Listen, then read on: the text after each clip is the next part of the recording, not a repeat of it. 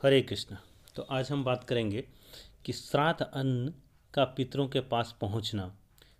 दृष्टांत रूप में देवी सीता द्वारा भोजन कराते हुए ब्राह्मणों के शरीर में महाराज दशरथ आदि का दर्शन करना, मृत्यु के अंतर दूसरे शरीर की प्राप्ति, सत्कर्म की महिमा तथा पिंडदान से शरीर का निर्माण। गरुड़ महाराज ने कहा, हे प्रभु, स्वपिंडीकरण और वार्षिक श्राद्ध करने के पश्चात मृत व्यक्ति स्वकर्मानुसार देवत्व, मनुष्यत्व तथा पक्षित्व को प्राप्त है। फिर भिन्न भिन्न आहार वाले उन लोगों के लिए किए गए श्राद्ध, ब्राह्मण भोजन और होम से उन्हें कैसे संतृप्ति होती है। अपने शुभ अशुभ कर्मों के द्वारा प्राप्त हुए प्रेत योनियों में स्थित वह प्राणी अपने संबंधियों से प्राप्त उस भोज्य पदार्थ का उपभोग कैसे करता है।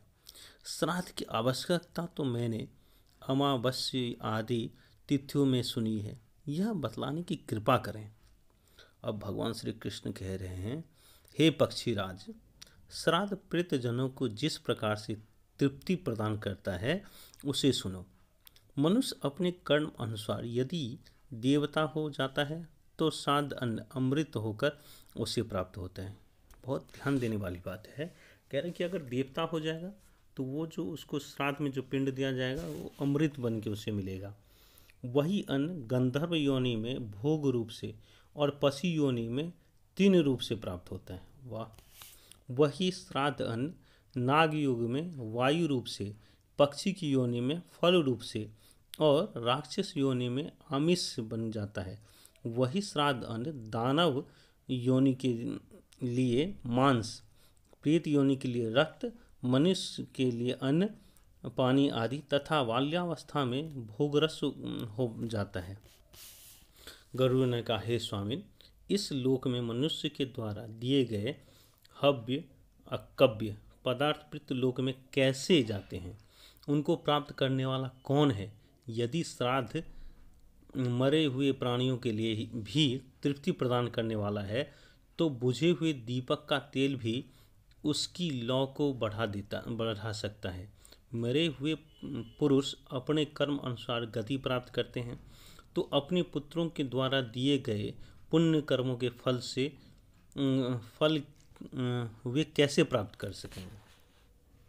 भगवान श्री कृष्ण ने कहा, हे ताक्षर्य, प्रत्यक्ष की अपेक्षा श्रुति का प्रमाण बलवान होता है। श्रुति से प्राप्त हुए ज्ञान का स्वरूप अमृत आदि के समान होता है। श्राद्ध में उच्चरित पितरों के नाम तथा गोत्र हव्य कव्य के प्रापक्य है। भक्ति पूर्वक पढ़े गए मंत्र श्राद्ध के प्रापक्य होते हैं।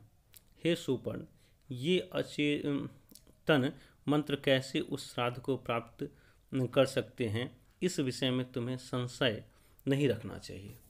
अस्तु, इसे समझने के लिए मैं तुम्हें दूसरा प्रापक्य बता रहा हूँ। अग्निश, वात्य आदि पितृगण उन पितरों के राजपथ पर नियुक्त हैं। समय आने पर विधिवत प्रतिपादित अन्न अभीष्ट पितृपात्र में पहुँच जाता है। जहाँ वह जीव रहता है वहाँ ये अग्निश, वात्य आदि पितृदेव ही अन्न लेकर जाते हैं। नाम गोत्र मंत्र ही उस दान दिए गए अन्न को ले जाते हैं। सतसह योनियों में जो जीव जिस योनि में स्थित रहता है उस योनि में उसे नाम गोत्र के उच्चारण से तृप्ति प्राप्त हो जाती है। संस्कार करने वाला व्यक्ति के द्वारा कुशा आच्छादित पृथ्वी पर दाहिने कंधे पर यज्ञोपवीत करके दिए गए 3 पिंड उन पितरों को संतुष्ट प्रदान करते हैं। पितर जिस योनि में आहार वाले होते हैं उन्हें श्राद्ध के द्वारा उसी प्रकार का आहार प्राप्त होता है। गायों का झुंड तितर बितर हो जाने पर भी बछड़ा अपनी माता को कैसे पहचान लेता है, वैसे ही वह जीव जहाँ जिस योनि में रहता है वहाँ पितरों के निर्मित ब्राह्मण को कराया गया श्राद्ध अन्न स्वयं उसके पास पहुँच जाता है। इसके मध्य में एक श्लोक दिया है, यदा आहार भवन्तयेते पित्रो यत्र योनिषु तासु तासु तद आहार श्रद्धार अन्नेन नो नोपतिष्ठति यथा गोसु प्राणाष्ठासु बतसो विन्दति मातरम तथा अन्यं नयेत विप्रो जन्तुयत्र वतिष्ठते। कह रहे हैं कि पितृगण सदैव विश्व देवों के साथ श्राद्ध अन्न ग्रहण करते हैं। ये ही विश्व वे देव श्राद्ध का अन्न ग्रहण कर पितरों को संतृप्त करते हैं। वसु रुद्र देवता पितर तथा श्राद्ध देवता श्राद्धों में संतृप्त होकर श्राद्ध करने वालों के पितरों को प्रसन्न करते हैं। जैसे गर्भिणी स्त्री दोहद गर्भावस्था में विशेष भोजन की अभिलाषा के द्वारा स्वयं को और अपने गर्भस्थ जीव को आहार पहुंचाकर प्रसन्न करती है, वैसे ही देवता श्राद्ध के द्वारा स्वयं संतुष्ट होते हैं और पितरों को भी संतुष्ट करते हैं। आत्मानं गुरुविनी गर्भमपि प्राणाति वै यथा दोहदेन तथा देव श्राद्धे स्वांश्च वृत्तिन निर्णाम। श्राद्ध का समय आ गया है ऐसा जानकर पितरों को प्रसन्नता होती है। वे परस्पर ऐसा विचार करके उस श्राद्ध में मन के समान तीव्र गति से आ पहुँचते हैं। अंतरिक्षगामी वे पितृगण उस श्राद्ध में ब्राह्मणों के साथ ही भोजन करते हैं। वे वायु रूप में वहां आते हैं और भोजन करके परम गति को प्राप्त हो जाते हैं। हे पक्षिन, श्राद्ध के पूर्व जिन ब्राह्मणों को निमंत्रित किया जाता है, पितृगण उन्हीं के शरीर में प्रविष्ट होकर वहां भोजन करते हैं और उसके बाद वे पुनः वहां से अपने लोक को चले जाते हैं। निमंत्रितास्तु ये विप्रा श्राद्ध पूर्व दिने खग प्रविश्य पितरस्य तेषु भुक्त्वायानि स्वमाल्यम। यदि श्राद्धकर्ता श्राद्ध में एक ही ब्राह्मण को निमंत्रित करता है तो उस ब्राह्मण की उदर भाग में पिता, वाम पार्श्व में पितामह, दक्षिण पार्श्व में प्रपितामह और पृष्ठ भाग में पिंड भक्षक पितर रहता है। श्राद्ध काल में यमराज प्रेत और पितरों को यमलोक से मृत्यु लोक के लिए मुक्त कर देते हैं। हे कश्यप, नरक भोगने वाले भूख प्यासे से पीड़ित पितृजन अपने पूर्व जनों के किए गए पाप का पश्चाताप करते हुए अपने पुत्र पौत्रों से मधु मिश्रित पायस की अभिलाषा करते हैं। अतः विधि पूर्वक पायस के द्वारा उन पितृगणों को संतृप्त करना चाहिए। गरुड़ ने कहा, हे स्वामिन, उस लोक से आकर इस पृथ्वी पर श्राद्ध में भोजन कराते हुए पितरों को किसी ने देखा भी है? भगवान ने कहा, हे गुरुन्मन, सुनो, देवी सीता का उदाहरण है। जिस प्रकार सीता ने पुष्कर तीर्थ में अपने ससुर आदि 3 पितरों को श्राद्ध में निमंत्रित ब्राह्मण के शरीर में प्रविष्ट हुआ देखा था, उसको मैं कह रहा हूँ। हे गरुड़, पिता की आज्ञा प्राप्त करके जब भगवान श्री राम वन चले गए तो उसके बाद सीता के द्वारा श्री राम ने पुष्कर तीर्थ की यात्रा की। तीर्थ में पहुंचकर उन्होंने श्राद्ध का आरंभ किया। जानकी ने एक पके हुए फल को सिद्ध करके राम के सामने उपस्थित किया। श्राद्ध कर्म में दीक्षित प्रेतम राम की आज्ञा से स्वयं दीक्षित होकर सीता ने उस धर्म का सम्यक पालन किया। उस समय सूर्य आकाश मंडल के मध्य पहुंच गए और कुत्तोर्प मुहूर्त दिन का 8वां मुहूर्त आ गया था। श्री राम ने जिन ऋषियों को आमंत्रित किया था वे सभी वहां पर आ गए। आए हुए उन ऋषियों को देखकर विदेहराज की पुत्री जानकी राम की आज्ञा से अन्न परोसने के लिए वहां गई, किंतु ब्राह्मणों के बीच जाकर वे तुरंत वहां से दूर चली गईं और लताओं के मध्य छिपकर बैठ गए। सीता एकांत में छिपकर इस बात को जानकर श्री राम ने यह विचार किया कि ब्राह्मणों को बिना भोजन कराए साध्वी सीता लज्जा के कारण कहीं चली गई होंगे। पहले मैं उन ब्राह्मणों को भोजन करा लूं, फिर उनका अन्वेषण करूंगा। ऐसा विचार कर श्री राम ने स्वयं उन ब्राह्मणों को भोजन कराया। भोजन के बाद उन श्रेष्ठ ब्राह्मणों के चले जाने पर श्री राम ने अपनी प्रियतमा सीता से कहा कि ब्राह्मणों को देखकर तुम लताओं की ओट में क्यों छुप गई? हे तनवंगी, तुम इसका समस्त कारण अविलंब मुझे बताओ। श्री राम के ऐसा कहने पर सीता मुंह को नीचे कर सामने खड़ी हो गई और अपने नेत्रों से आंसू बहाते हुए राम से बोली। सीता जी ने कहा, हे नाथ, मैंने यहाँ जिस प्रकार का आश्चर्य देखा उसे आप सुने। हे राघव, इस श्राद्ध में उपस्थित ब्राह्मण के अग्रभाग में मैंने आपके पिता का दर्शन किया, जो सभी आभूषणों से सुशोभित थे। उसी प्रकार के अन्य दो महापुरुष भी उस समय मुझे दिखाई पड़े। आपके पिता को देखकर मैं बिना बताए एकांत में चली गई थी। हे प्रभु, वल्कल और मृग चर्म धारण किए हुए मैं कैसे राजा दशरथ के सम्मुख जा सकती थी? हे शत्रु पक्ष के वीरों का विनाश करने वाले प्राणनाथ, मैं आपसे यह सत्य ही कह रही हूँ।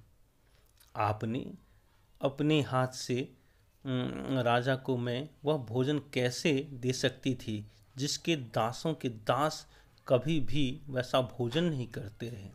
तृण पात्र में उस अन्न को रखकर मैं कैसे उन्हें ले जाकर देती? मैं तो वही हूँ जो पहले सभी प्रकार के आभूषणों से सुशोभित रहती थी और राजा मुझे वैसी स्थिति में देख चुके थे। आज वही मैं कैसे राजा के सामने जा पाती? हे रघुनंदन, उसी से मन में आई हुई लज्जा के कारण मैं वापस हो गई। भगवान ने कहा, हे गरुड़, अपनी पत्नी की ऐसी वचन को सुनकर श्री राम मन विस्मित हो उठा। यह तो आश्चर्य है। ऐसा कहकर वह अपने स्थान पर चले गए। सीता ने जिस प्रकार अपने पितरों का दर्शन किया था उसी प्रकार तुम्हें मैंने बता दिया। अब मैं संक्षेप में श्राद्ध का महात्म्य बता रहा हूँ, सुनो। पितृगण अमावस्या के दिन वायु रूप में घर के दरवाजे पर उपस्थित रहते हैं और अपने स्वजनों से श्राद्ध की अभिलाषा करते हैं। जब तक सूर्य नहीं हो जाता है जब तक सूर्यास्त नहीं हो जाता है तब तक वे वहीं भूख प्यास से व्याकुल होकर खड़े रहते हैं। सूर्यास्त हो जाने के पश्चात वे निराश होकर दुखित मन से अपने वंशजों की निंदा करते हैं और लंबी लंबी सांसें खींचते हुए अपने अपने लोकों को जाते हैं। अतः प्रयत्नपूर्वक अमावस्या के दिन श्राद्ध अवश्य करना चाहिए। यदि पितृजनों को पुत्र और बंधु बांधव उनका श्राद्ध करते हैं और गाया तीर्थ में जाकर इस कार्य में प्रवृत्त होते हैं तो वे उन्हीं पितरों के साथ ब्रह्मलोक में निवास करने का अधिकार प्राप्त करते हैं। उन्हें भूख प्यास कभी नहीं लगती। इसीलिए विद्वानों को प्रयत्नपूर्वक यथाविधि शाक पात्र से भी अपने पितरों के लिए श्राद्ध अवश्य करना चाहिए। समय अनुसार श्राद्ध करने से कुल में कोई दुखी नहीं रहता। पितरों की पूजा करके मनुष्य आयु, पुत्र, यश, स्वर्ग, कीर्ति, पुष्टि, बल, श्री, पशु, सुख और धन धान्य प्राप्त करता है। देव कार्य से ही पितृ कार्य का विशेष महत्व है। देवताओं से पहले पितरों को प्रसन्न करना अधिक कल्याणकारी है। जो लोग अपने पितृगण, देवतागण, ब्राह्मण तथा अग्नि की पूजा करते हैं वे सभी प्राणियों की अंतर आत्मा में समाविष्ट मेरी ही पूजा करते हैं। शक्ति के अनुसार विधि पूर्वक साध करके मनुष्य ब्रह्म प्रयत्न समस्त चराचर जगत को प्रसन्न कर लेता है। हे आकाशचारिण गरुड़, मनुष्य के द्वारा श्राद्ध में पृथ्वी पर जो अन्न बिखेरा जाता है उससे जो पितृ पिशाच योनि में उत्पन्न हुए हैं वे संतृप्त होते हैं। श्राद्ध में स्नान करने से भीगे हुए वस्त्रों द्वारा जो जल पृथ्वी पर गिरता है उससे वृक्ष योनि को प्राप्त हुए पितरों की संतुष्टि होती है। उस समय जो गंध तथा जल भूमि पर गिरता है उससे देवत्व योनियों को प्राप्त पितरों को सुख प्राप्त होता है। जो पितर अपने कुल से बहिष्कृत हैं, क्रिया के योग्य नहीं हैं, संस्कारहीन हैं और विपन्न हैं, वे सभी श्राद्ध में विकीर्ण अन्न और मार्जन के जल का भक्षण करते हैं। श्राद्ध में भोजन करके ब्राह्मणों के द्वारा आचमन एवं जलपान करने के लिए जो जल ग्रहण किया जाता है उस जल से उन पितरों को संतृप्त प्राप्त होती है जिन्हें पिशाच, कृमि या कीट की योनि मिलती है, तथा जिन पितरों को मनुष्य योनि प्राप्त हुई है वे सभी पृथ्वी पर श्राद्ध में दिए गए पिंडों में प्रयुक्त अन्न की अभिलाषा करते हैं, उसी से उन्हें संतृप्त प्राप्त होती है। जिस प्रकार ब्राह्मण, क्षत्रिय एवं वैश्यों द्वारा विधि पूर्वक श्राद्ध किए जाने पर जो शुद्ध और अशुद्ध अन्न तथा जल फेंका जाता है, उससे जिन्होंने अन्य जाति में जाकर जन्म लिया है उनकी तृप्ति होती है। जो मनुष्य अनन्य पूर्वक अर्जित किए गए पदार्थों से श्राद्ध करते हैं, उस श्राद्ध से नीच योनियों में जन्म ग्रहण करने वाले चांडाल पितरों की तृप्ति होती है। हे पक्षी, इस संसार में श्राद्ध के निमित्त जो कुछ भी अन्न, धन आदि दान करके बंधु बांधवों के द्वारा दिया जाता है वह सब पितरों को प्राप्त होता है। अन्न, जल और साग पात इत्यादि के द्वारा यथा सामर्थ्य जो श्राद्ध किया जाता है वह सब पितरों की तृप्ति का हेतु है। तुमने इस विषय में जो कुछ पूछा था वह सब मैंने तुम्हें बता दिया। तुम अब जो यह पूछ रहे हो कि मृत्यु के बाद प्राणियों के तत्काल दूसरे शरीर की प्राप्ति हो जाती है अथवा विलंब से दूसरों को उसको दूसरे शरीर में जाना पड़ता है, वह मैं तुम्हें संक्षेप में बता रहा हूँ। हे गरुड़, प्राणी मृत्यु के पश्चात दूसरे शरीर में तुरंत ही प्रविष्ट हो सकता है और विलंब से भी। मनुष्य जिस कारण दूसरे शरीर को प्राप्त करता है वह वैशिष्ट्य को तुम मुझसे सुनो। शरीर के अंदर जो धूम रहित ज्योति के सदृश प्रधान पुरुष जीवात्मा विद्यमान रहता है वह मृत्यु के बाद तुरंत ही वैविक शरीर धारण कर लेता है। जिस प्रकार एक तृण का आश्रय लेकर स्थित जोंक दूसरे तृण का आश्रय लेने के बाद पहले तृण के आश्रय से अपने पैर को आगे बढ़ाता है, उसी प्रकार शरीर ही पूर्व शरीर को छोड़कर दूसरे शरीर में जाता है। उस समय भोग के लिए वायवीय शरीर सामने ही उपस्थित रहता है। मरने वाला शरीर के अंदर विषय ग्रहण करने वाली इंद्रियां उसके निश्चेष्ट निर्व्यापार हो जाने पर वायु के साथ चली जाती है। वह जिस शरीर को प्राप्त करता है उसको भी छोड़ देता है। जैसे स्त्री के शरीर में स्थित गर्भ उसके अन्न आदिक कोष से शक्ति ग्रहण करता है और समय आने पर उसे छोड़कर वह बाहर आ जाता है, वैसे ही जीव अपना अधिकार लेकर दूसरे शरीर में प्रवेश करता है। उस एक शरीर में प्रविष्ट होते हुए प्राणी के कालक्रम में भोजन या गुण संक्रमण की स्थिति जो स्थिति है उसे मूर्ख नहीं अपितु ज्ञानी व्यक्ति ही देखते हैं। विद्वान लोग इसको अति वायवीय शरीर कहते हैं। हे सुपर्ण, भूत प्रेत और पिशाचों का शरीर तथा मनुष्यों का पिंडज शरीर भी ऐसा ही होता है। हे पक्षींद्र, पुत्र आदि के द्वारा जो दशागत्र के पिंडदान किए जाते हैं उस पिंडज शरीर के वायवीय शरीर एकाकार हो जाता है। यदि पिंडज देह का साथ नहीं होता है तो वायुज शरीर कष्ट भोगता है। प्राणी के इस शरीर में जैसे कौमारी, यौवन और बुढ़ापे की अवस्थाएं आती है, वैसे ही दूसरे शरीर के प्राप्त होने पर भी तुम्हें समझना चाहिए कि जिस प्रकार मनुष्य पुराने वस्त्रों का त्याग कर कर नए वस्त्र को धारण करता है, उसी प्रकार शरीरी पुराने शरीर का परित्याग कर कर नए शरीर को धारण करता है। इस शरीर को न तो शस्त्र छेद सकता है और न अग्नि जला सकती है, न जल आर्द्र कर सकता है और न वायु सुखा सकती है।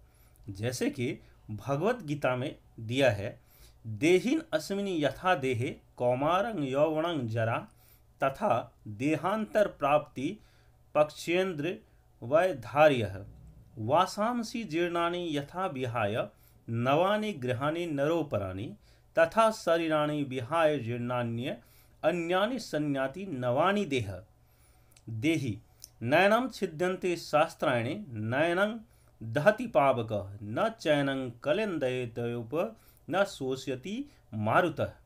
जीव तत्काल वैवी शरीर में प्रवेश कर लेता है। यह तो मैंने तुम्हें बता दिया। अब जीवात्मा को विलंब से जैसे दूसरा शरीर प्राप्त होता है उसको तुम मुझसे सुनो।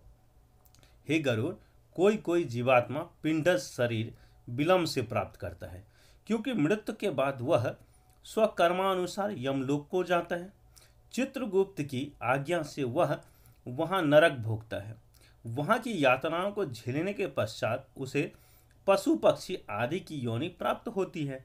मनुष्य जिस शरीर को ग्रहण करता है उसी शरीर में मोहवश उसकी ममता हो जाती है। शुभ अशुभ कर्मों के फल भोगकर मनुष्य इससे मुक्त भी हो जाता है। गरुड़ ने कहा, हे दयानिधे, बहुत से पापों को करने के बाद भी इस संसार को पार करके प्राणी आपको कैसे प्राप्त कर सकता है, उसे आप मुझे बताइए। हे लक्ष्मी रमन, जिस प्रकार मनुष्य का संसर्ग पुनः दुख से न हो उस उपाय को बताने की कृपा करें।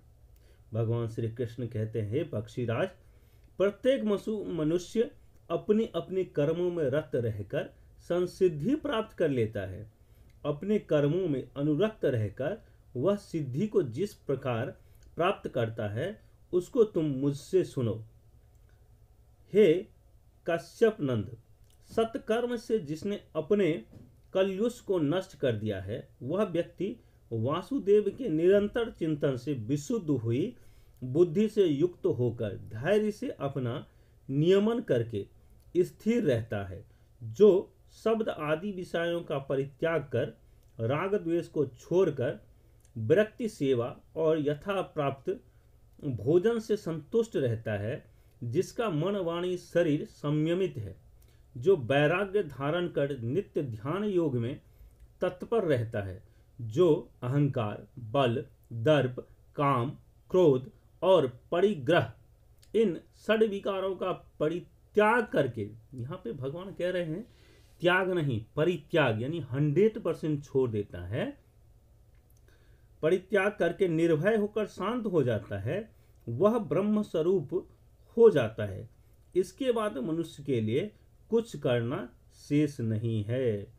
हरे कृष्ण।